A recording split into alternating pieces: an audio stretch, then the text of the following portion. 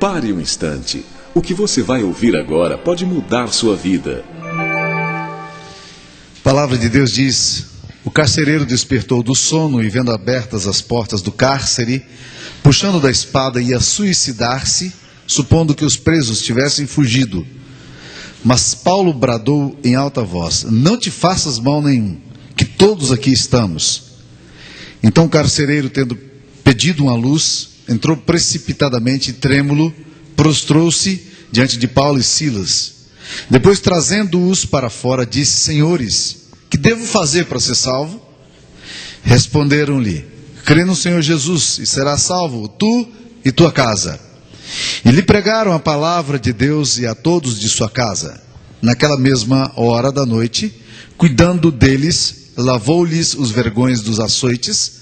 A seguir, foi ele batizado e todos os seus. Então, levando-os para sua própria casa, lhes pôs a mesa. E com todos os seus, manifestava grande alegria por terem crido em Deus. Esta é a palavra do Senhor. Eu queria que os irmãos mantivessem a Bíblia aberta no texto que nós vamos estar estudando.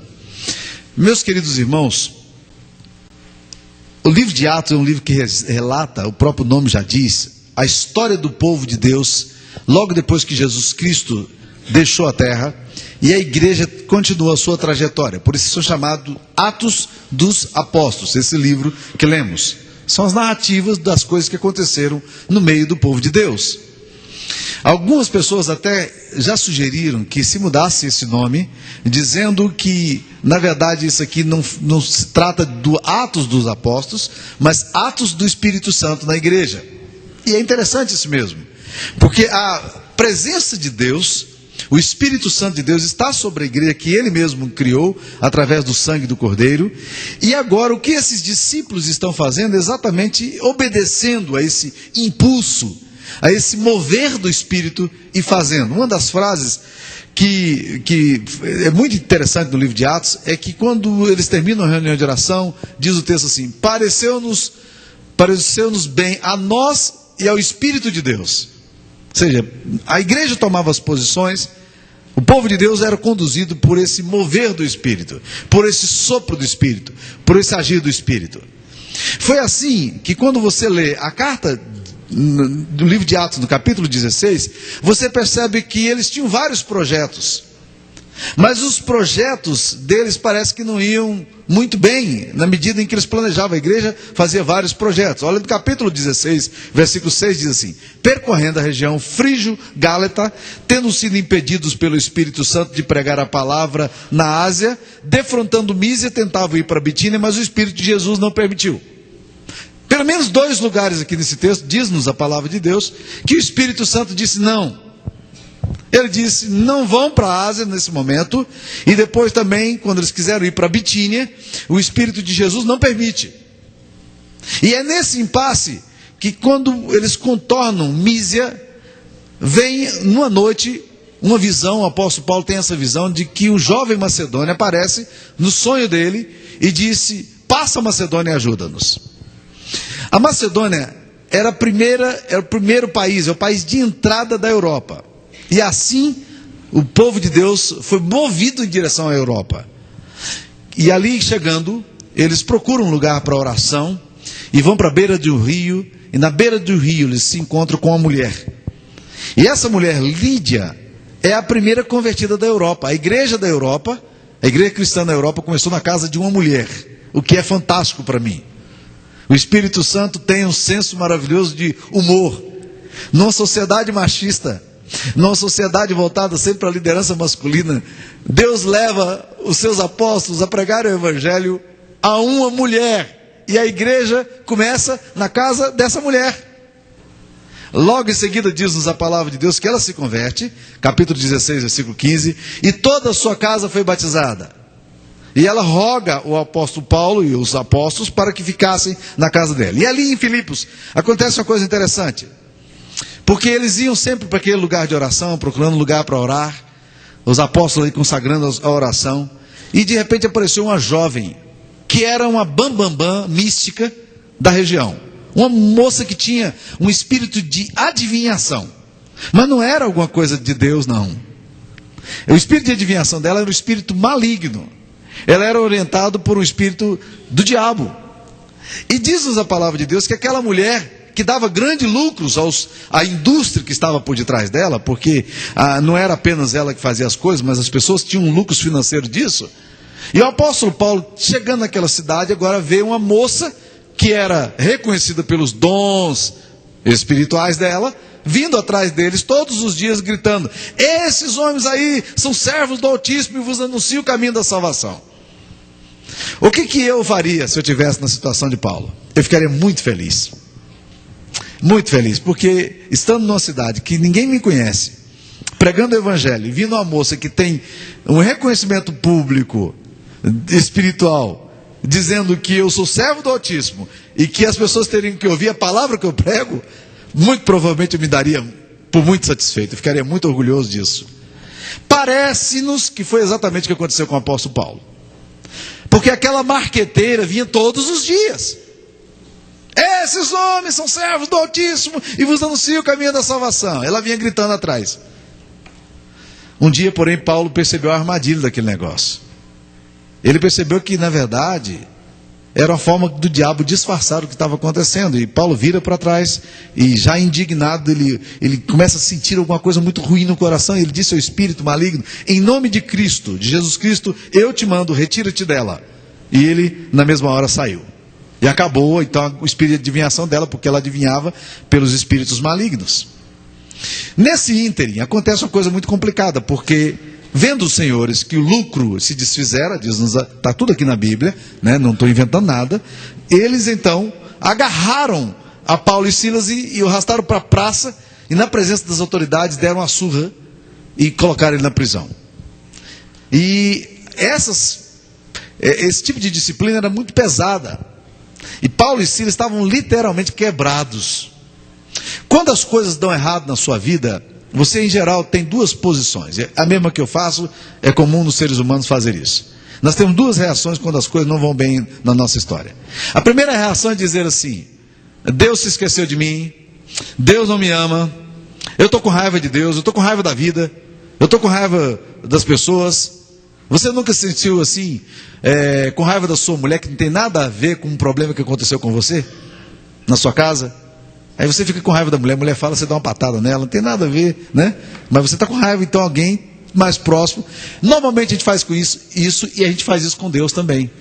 O espírito de amargura, de tristeza, quando as coisas não vão bem, leva a gente a murmurar, a reclamar, a xingar, a dizer as coisas não prestam, a vida é assim, ninguém me considera, ninguém me valoriza, a autoestima vai lá para baixo. Eu sei que essas coisas não acontecem com você, eu só estou falando que hipoteticamente é isso que se dá. Essa é a primeira reação que a gente normalmente faz. A segunda reação, meus queridos, ela é bem mais bíblica. E é o que Paulo e Silas fazem aqui agora. Eles estão na cadeia, quebrados por causa da surra que levaram, e eles disseram o seguinte: Deus não nos trouxe aqui por acaso. Deus nos ama. Apesar de estarmos na situação em que estamos, Ele permitiu que nós estivéssemos nesse lugar onde estamos, então nós vamos glorificar a Deus. E a Bíblia diz que eles começaram por volta da meia-noite a cantar louvores a Deus. Vamos cantar os hinos que nós conhecemos. Vamos cantar os cânticos que a gente conhece. Vamos glorificar a Jesus. Dores, sofrimento, vamos glorificar a Jesus.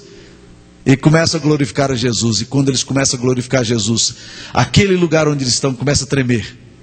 E aí as cadeias se soltam. E o carcereiro, que era o homem que era responsável por manter aqueles presos seguros, ele fica desesperado, porque na lei romana, se você como carcereiro permitisse que as pessoas fugissem sob o seu comando, você era executado.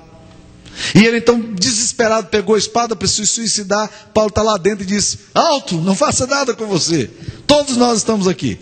E quando eles entram, está ali todo mundo reunido, é um culto, né? E aí aquele homem perplexo, ele cai de joelhos diante de Paulo e Silas e fala: senhores, o que é que eu devo fazer para ser salvo? E é exatamente aqui que eu queria pensar com vocês, meus queridos irmãos. Esse homem faz a pergunta que para mim é a pergunta mais essencial da vida humana: senhores, o que eu devo fazer para ser salvo? A coisa mais essencial da sua vida tem a ver com a sua salvação, porque a morte é uma das coisas mais democráticas da vida. É a mais democrática de todas. Todo mundo vai ter. E há muitas pessoas que acham que eles vão viver eternamente. Principalmente jovens. Jovens se arriscam muito mais. Jovens tomam decisões mais aventureiras. Jovens se expõem mais ao perigo. Porque há um mecanismo deles que diz assim: não, a gente não vai morrer. A gente vai morrer quando ficar velho. Mas moço também morre. Mas essa pergunta é fundamental porque ela tem a ver com a vida eterna. Tem a ver com a questão da tua salvação. O que eu devo fazer para ser salvo? Essa pergunta é a pergunta primordial da nossa vida. E a resposta que a Bíblia dá a essa pergunta, que é uma pergunta feita de forma correta, na hora certa, a pessoa correta, a resposta que é dada aqui é uma resposta absolutamente objetiva e direta. Crê no Senhor Jesus e será salvo tu e tua casa. Para ser salvo, nós precisamos crer no Senhor Jesus. Aqui nós esbarramos com uma questão muito importante que a gente precisa definir. O que significa crer em Jesus? Porque, meus amados irmãos, a gente tem fé demais nos nossos dias. Existem todos os tipos de fé para todo tipo de gente. Existem modelos de fé que são absolutamente estranhos. Existe fé no Santo Daime. Existem fé de romarias. Existem fé que são demonstradas em rituais secretos, absolutamente estranhos. Há pessoas que fazem enormes sacrifícios por causa das convicções de fé. Mas nós precisamos definir o termo fé. O que significa crer no Senhor Jesus para ser salvo? Nós precisamos então começando a dizer o que não é fé. Fé não é uma convicção intelectual sobre a existência de um Deus supremo, de um ser supremo. Há muitas pessoas que acham que fé é isso. Se você perguntar para qualquer pessoa na rua, você sai fazendo uma entrevista, um ibope, alguma coisa, e perguntar aí para as pessoas na rua: você crê em Deus? 98, 99% provavelmente vão dizer: sim, eu creio em Deus. Eu creio na existência de um ser superior. Essa é a resposta clássica. Mas olha o que a palavra de Deus diz. E se você tiver com a Bíblia aberta aí, não desmarque, coloca um marcadorzinho aí e dá uma caminhada comigo. A melhor forma de você achar esse texto, Tiago 2,19, é você pegando a Bíblia de trás para frente. Porque se você começar em Gênesis, para até chegar lá, não acabar o culto e você não chega, né? Mas se você começar de Apocalipse, de trás para frente, você vai achar fácil. Você pega o livro de Apocalipse, que é o último livro da Bíblia, volta um pouquinho, vai achar Pedro aí, vai achar Judas, vai achar João, e aí você vai achar a carta de Tiago. Tiago capítulo 2, versículo 19, tem uma pergunta muito interessante. Olha aí. Crês tu que Deus é um só? Essa pergunta é uma pergunta interessante. Você crê que Deus é um só? Provavelmente a resposta sua é: claro, eu creio que Deus é um só. E o texto diz: você faz muito bem. Mas o texto continua dizendo: até os demônios creem e tremem. Em outras palavras, a Bíblia está dizendo: você crê que Deus que existe um ser superior? Aí você diz sim, e disse: grande vantagem. Você está no mesmo nível dos demônios também que creem. Não existe vantagem alguma.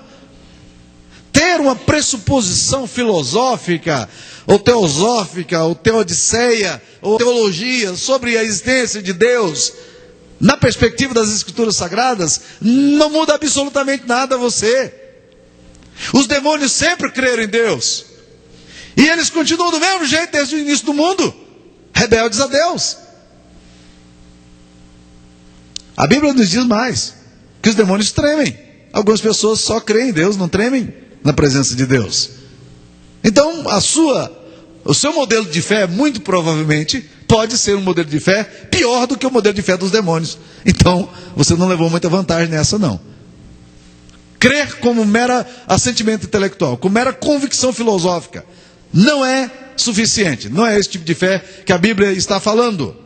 Não é uma concordância sobre alguma coisa. A admissão de um Deus ser superior, ou a convicção de vaga sobre um ser supremo, ou a ideia sobrenatural, mística ou esotérica de alguma coisa. Há um tempo atrás, um amigo meu muito brincalhão, ele adora brincar com todas as coisas, às vezes até com as coisas sérias. Ele brincou dizendo para uma pessoa amiga dele: eu morro de medo de alma de outro mundo.